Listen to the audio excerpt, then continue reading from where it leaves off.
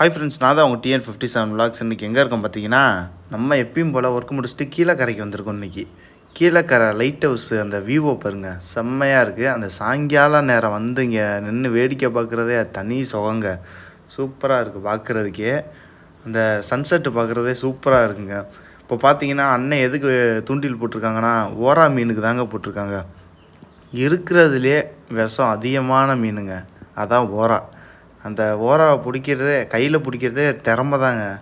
அந்த முள் கொஞ்சம் கையில் குத்துனாலுமே அந்த விஷம் அதிகங்க.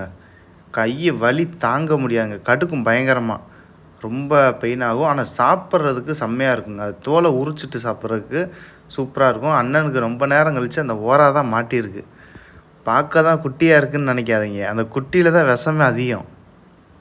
எல்லாம் பாருங்கள், அதை பிடிக்கிறப்பே அவங்களே பார்த்து பயந்து பயந்து தான் பிடிச்சிக்கிருப்பாங்க. அது பாருங்கள், தண்ணியை குடித்து எப்படி வயிறு உப்பி இருக்குது பாருங்களே. அது பார்க்கவே எப்படி கொடூரமாக இருக்குது பாருங்க.